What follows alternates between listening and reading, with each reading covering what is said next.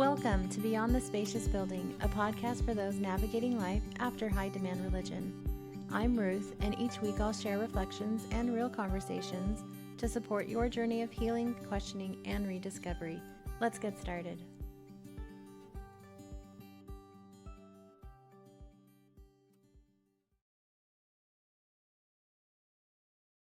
Hello, friends.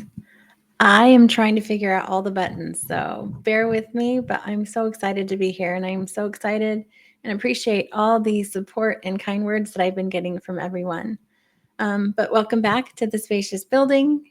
I'm Ruth, and today I wanted to talk to you about something that I don't think we talk about enough. I think we talk about all of the things that bother us. I think we talk about the specific historicity, doctrine, all of that. But I don't think we talk about enough the loneliness that comes after leaving Mormonism.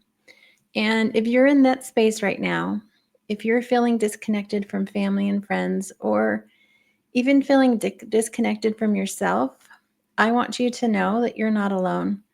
But I also wanted to share some things with you that I wish I had known when I was in that lonely space. Because looking back, there are lessons that I had to learn the hard way that might have made my journey a little bit easier. So I prepared a slideshow. And the number one thing that I want you to realize and know is that you are not alone in this. I know it feels like it, and I know it feels hard and heavy, but you're not. You're not alone. The loneliness that comes after leaving Mormonism.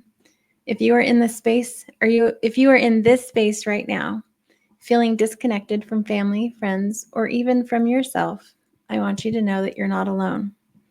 And it's okay to grieve what you've lost. And we've lost a lot of things along the way, and that includes community, identity, and even our sense of self. When I left the church, I didn't just lose my faith. I lost my whole life, or a whole life that I knew and that was certain. I felt like I had stepped off a cliff and that I was just free falling with no idea where I was going to land. But here's what I wish someone had told me. Grief is normal, and it's not just okay to grieve, but that it's necessary. You're not just walking away from a belief system. You're mourning a life that no longer fits. And there's these 4 things about grief that I wish I had known. Let me see. Grief is normal. Feeling sadness and anger, or even confusion, is part of the process. And it's okay to feel it all. Grief is also necessary. You can't move forward without honoring what's been left behind. And I believe that grief clears the space for growth. Through grief, we're not just mourning what was, but we're really becoming what you're becoming. I was becoming what I was meant to be and what you're meant to be. Grief is flexible. It's not linear. It ebbs and it flows, and some days you feel like you're okay, and other days the pain returns. And it took me a long time to realize that ebb and flow was necessary, and it was part of the healing process for me. Grief is honoring what was. Mourning gives you permission to acknowledge the life that you built while making space for what's next. If you're crying over what you've lost or feeling that ache of loneliness, please hear me when I say this to you. You're not doing it wrong. You're doing it right. And it's through this process of feeling this grief and confronting it is where we find healing in the process. The next one is deconstruction is emotional, not just intellectual, which took me time to figure out, because when my shelf started breaking, I thought the hardest part would be figuring out the facts, like learning the real history, unpacking the doctrine, and piecing together the truth. I mean, I started like just finding all these old books, and I'm like, I need to read them. I need to know what they all say. I need to know what I missed. What did I not know? I was stuck in the intellectual part. But it really wasn't the hardest part, figuring all that out. The hardest part was the emotional chaos that followed. I felt betrayed. I felt I was questioning my own intuition. I was wondering if I was even crazy, if I was crazy for even doubting, like all of these thought-stopping techniques that we were used to. But what I'd wish I'd known then is that a faith crisis isn't just about the facts. It is about feelings, and those feelings are valid. And you are allowed to be confused and angry and sad and even lost. But I believe that's part of waking up. That's part of realizing the cognitive dissonance exists and taking a step out of it. The next part that I wish I had somebody tell me some little tricks and cues on was loneliness is only part of the journey. Let me go back. Oh, I was on the right one, wasn't I? Loneliness is just part of the journey, but it doesn't last forever. The loneliness part wasn't losing the doctrine. It was really losing the community for me. No matter where I lived, where I moved, I always had this built-in community where I could make friends, have social events. And in one decision that I made, I lost all of that. And that was hard. The loneliness part of leaving wasn't losing the doctrine. It was the community. I felt like I went from always knowing where I belonged to feeling like I was standing outside a circle that I could never step into again. I lost friends. I know many people who felt disconnected from their actual family, and figuring out a new way is so hard. But here's what I wish someone had told me.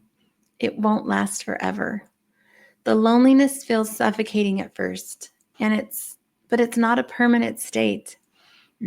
New connections will come, real friendships, ones built on authenticity, not shared beliefs. They will find you. And most importantly, you will learn to be comfortable with yourself again. And when you have made that progress, you've made a lot of progress. I'm having some allergy issues, I think is what the issue is with my voice. I'm so sorry. And the fourth thing is that you don't have to have all the answers right away. When I first left, I was desperate for certainty. What do I believe now? What's my new moral compass? How do I make sense of the world?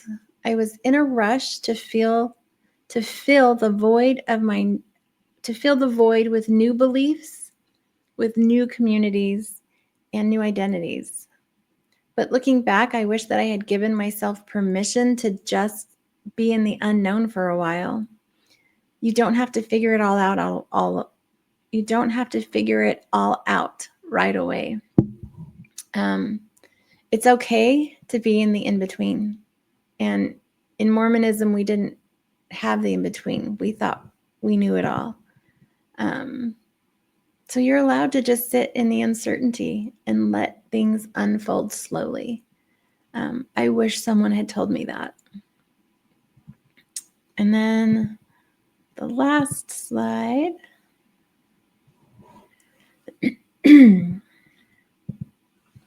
is you're not alone, even when it feels like it. And this is what I wish I had known most of all. Even in those moments where it feels like no one understands, where it feels like you're walking this path all by yourself, you're not. And there are thousands of us out here walking this same journey. And the more we share our stories, the more we remind ourselves and each other that none of us are doing it alone, the farther along we'll be on that path, and the end goal of authenticity, finding yourself and finding your new normal will be here before you know it. I hope those tips were helpful to someone. I hope that you will know that I will always be a safe place for you, and I will do my best to remind you that you are not alone on this journey, and that you're not crazy, and you're going to be okay.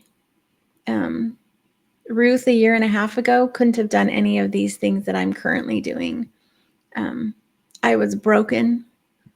I was heartbroken, and I needed to figure out how to heal. And I hope these lessons that I've learned will help you on that path, so you don't have to stay there as long as I did. If this episode has spoke to you, I would really love to hear from you. You can email me at beyondthespaciousbuilding@gmail.com. If you're watching this on YouTube, you can drop a comment here and let me know where you are on your journey. And don't forget that I'm going to be here. I'm going to continue to make content. Next week, I'm kicking off a new segment. Fingers crossed if I can get with Nathan to get that either recorded or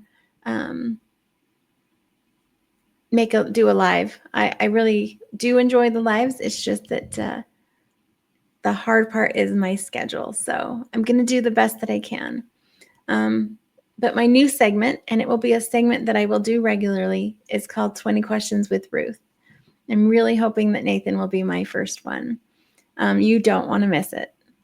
And I have this little thing that I prepared. So 20 Questions with Ruth, and my guest will be Nathan Hinckley.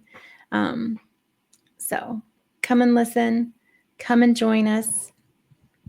I look forward to sharing with you my thoughts, and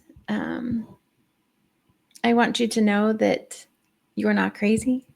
You're waking up, and probably most importantly, that you're not alone. Thanks, everyone.